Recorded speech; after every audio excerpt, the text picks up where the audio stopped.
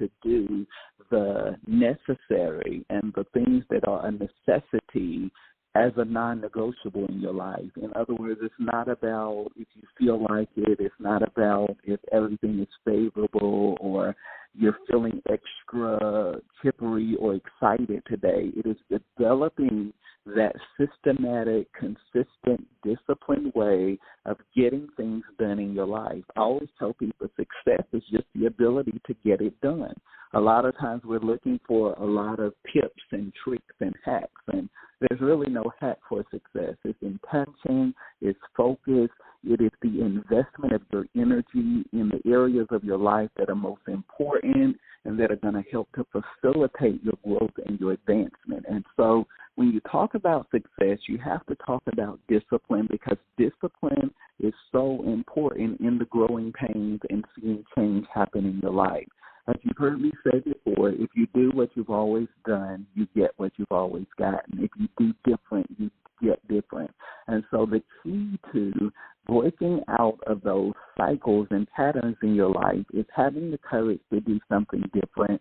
And it's not enough to just say, okay, I'm going to do something different. You have to establish the disciplined route that is going to get you to the different result that you want to see. And so this is what I tell people all the time. You can endure the pain of discipline today, or you can endure the pain of regret tomorrow. Write that down. You can endure the pain of discipline today, or you can endure the pain of regret tomorrow. Because on the other side of not being disciplined and not taking the action is the regret that comes as a result of not doing anything that we needed to do to move forward. And so if you're going to live your greatest life, if you're going to endure the growing pains that accompany change happening in your life, you have to be willing to understand that pain, that discipline and pain is the price that you pay so that you don't experience a life of regret.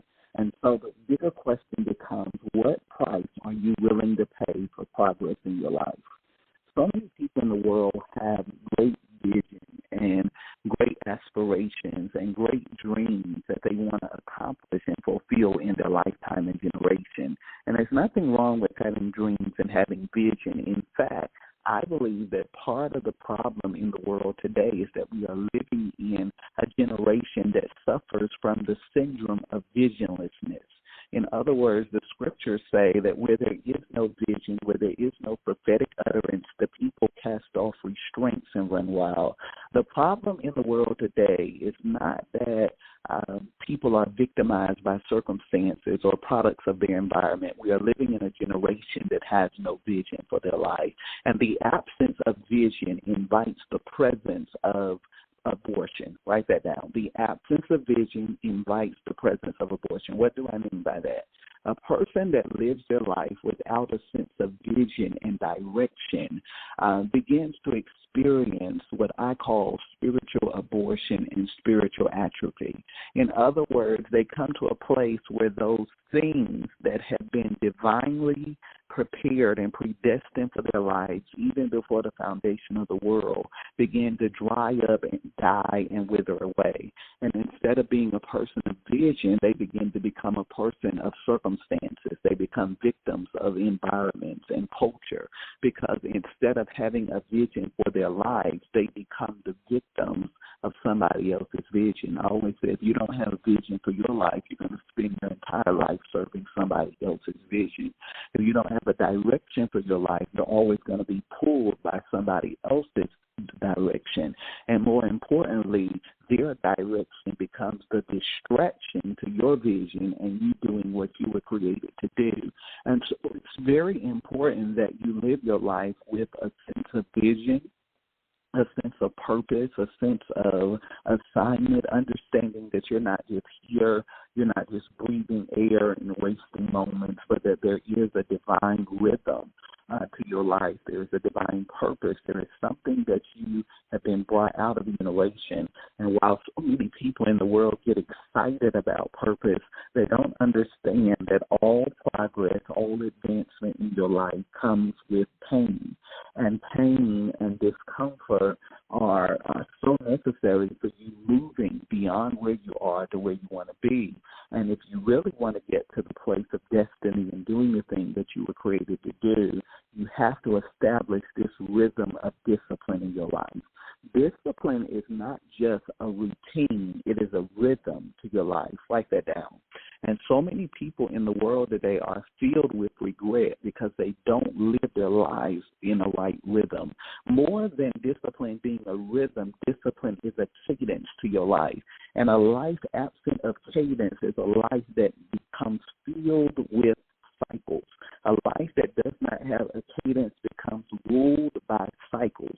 It becomes interrupted with patterns and mindsets and ideologies that ultimately stand in the way of your progress, your growth, your development, and you becoming the person that you were created and destined to be.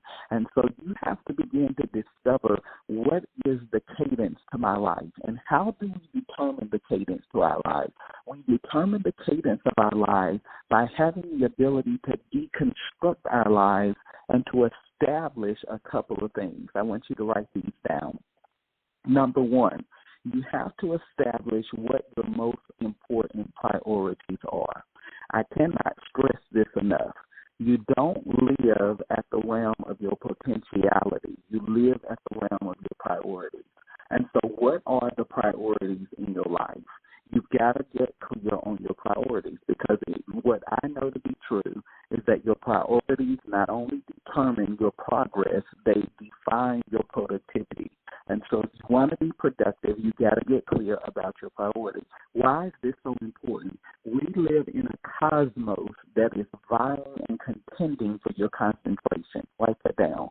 This cosmos, this world, this system is vying for your concentration. It's contending for your concentration. Hello, at night. You have been inundated and projected and voice printed with so many images and so many things coming at you.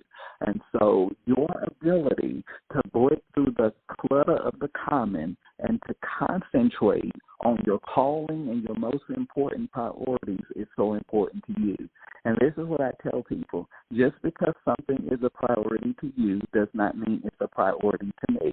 And so you have to get clear on your priorities. If you don't establish your priorities, your life will become filled with the priorities of other people. Write that down.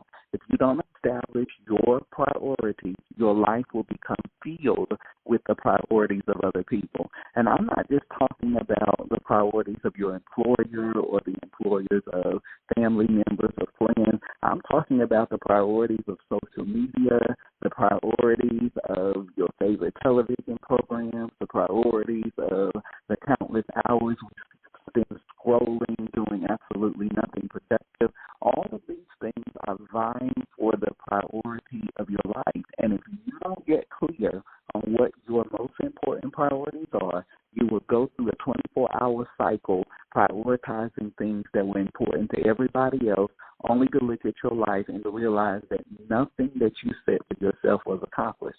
And you can't blame anybody for that. You can't blame that on environment or circumstances, because you have the power to control what you focus on. And whatever you focus on determines your future. Whatever you concentrate on determines your destiny. And so you got to get really clear on your priorities, and you need to establish 1 to 3 clear priorities that are going to be a part of your life every single day. Don't go for 5, don't go for 10, don't go for 20. Establish a cadence by setting at least 3 clear priorities that you're going to concentrate on in your life. And don't just write this down. These have to become non-negotiable. That means it doesn't matter what I feel like. It doesn't matter what happens. These 3 things are going to get done every single day in my life. So you can live at the level of your excuses or your execution, but at the end of the day, something is getting your energy, and whatever gets your energy determines your effectiveness. And so you've got to determine what you're going to be effective at, and you've got to make that thing clear in your life, okay? I can't stay there. The next thing you need to do is you need to establish clear boundaries. It's good to set priorities. For you, that might mean put a do not disturb on your cell phone.